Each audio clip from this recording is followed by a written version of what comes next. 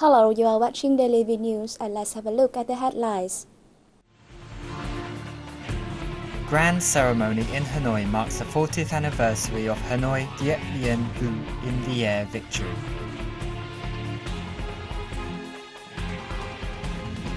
Prime Minister Witten Tan-zoom talks bilateral ties over the phone with his Japanese counterpart, Shinzo Abe.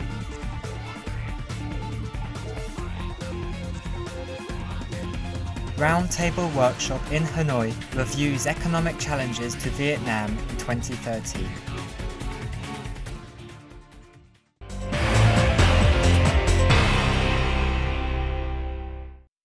A grand ceremony was held in Hanoi on December 29th to mark the 40th anniversary of Hanoi Dien Bien Phu in the air victory. Leaders of the party, state government, National Assembly, and Fatherland Front attended the event. Delegates at the ceremony said this is an important historic event and symbol of Vietnamese intelligence and revolutionary heroism. It helped the Vietnamese people triumph against the US invasion. In his opening speech, President Sang stressed that Hanoi Dien Bien Vu in the air was one of the historic victories of the 20th century, which continues to write golden pages in the history of the nation's struggle against foreign invaders. The victory helped the Vietnamese army and people liberate the South and reunify the country in the spring of 1975, he said. It also intensified the world revolutionary movement and consolidated trust in victory among progressive forces struggling for peace, national independence, democracy, and social advance, he added. According to the president, today, as a peaceful and reunified country, Vietnam is implementing its renewal process and accelerating modernization, industrialization, and international integration to develop a strong and prosperous nation with a democratic and civilized society that is firmly advancing to socialism. Sang stressed that the Vietnamese party, state and people will always be grateful to fraternal, socialist countries, international friends and peace and justice lovers across the world, including the US people, that supported and assisted Vietnam during the war. Upholding the nation's tradition of friendship, Vietnam, a reliable partner and responsible member of the international community, wants to strengthen friendship and cooperation with all countries, including the US, for mutual development. Earlier, a delegation of party, state, National Assembly, government and Vietnam Fatherland Front leaders paid a floral tribute to President Ho Chi Minh at his mausoleum on the 40th anniversary of the Hanoi Dien Bien Vu in the air victory. Prime Minister Nguyễn Tấn Dũng has discussed bilateral ties over the phone with Japan's new Prime Minister Shinzo Abe. In a telephone conversation on December the 28th, Dũng warmly congratulated Shinzo Abe on his newly elected position and spoke highly of his contributions to bilateral ties during his previous post, particularly the creation of a framework for the two countries' strategic partnership. In reply, Abe affirmed that the Japanese government pays much attention to their relations with Vietnam, a reliable strategic partner in the region. The two leaders expressed their delight at new developments in the two countries' relations in all fields over the past years. They agreed on measures to deepen the strategic partnership in the future. Dũng and Abe affirmed the importance of maintaining high-ranking visits and implementing effective multi-level dialogue mechanisms, particularly in politics, security, and defense. The leaders agreed to execute agreements, especially those rich in economics, trade, investment, development cooperation, and ODA. They agreed to work closely together to successfully organize activities to celebrate the 2013 Vietnam-Japan Friendship Year and the 40th anniversary of the diplomatic ties.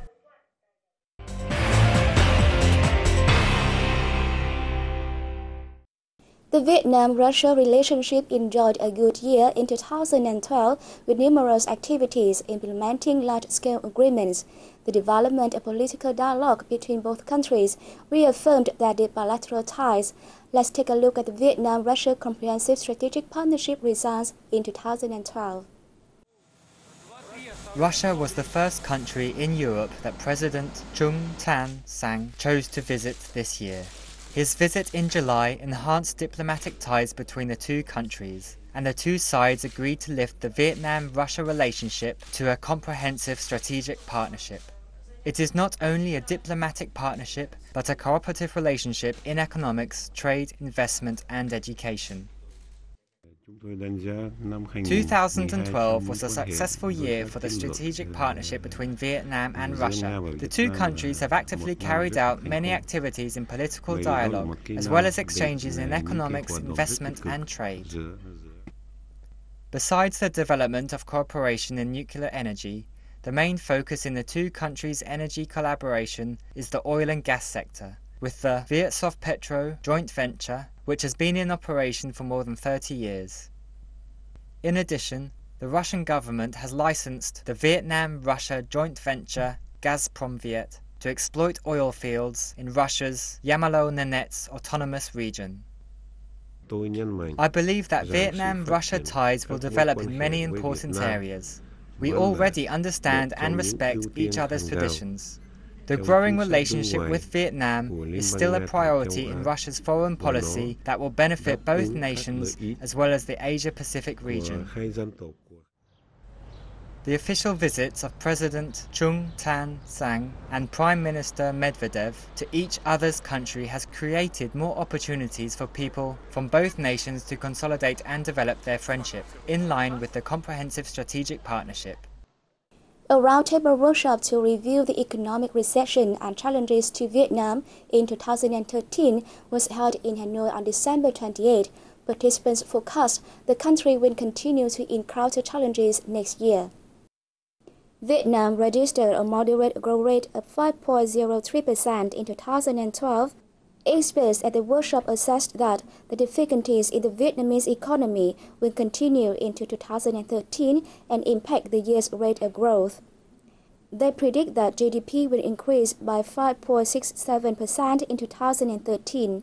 However, this can only be realized if policies, including tax and fee guidelines, are made to remove business obstacles.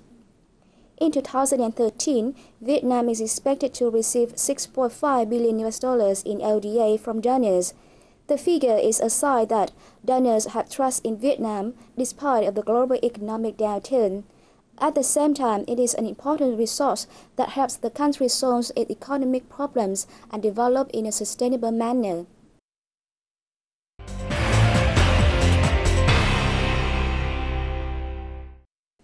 Launched by the Saigon Giải Phóng newspaper in 2002, the Frontiers Spring program has brought happiness to tens of thousands of people in border regions. During the last 10 years, the program has made its stamp in various localities, from the mountainous Central Highlands to remote islands. In its 10 years of operation, Frontier Spring program has built 4 kindergartens to teacher tenements in mountainous localities and provided scholarships for thousands of poor students in boundary areas.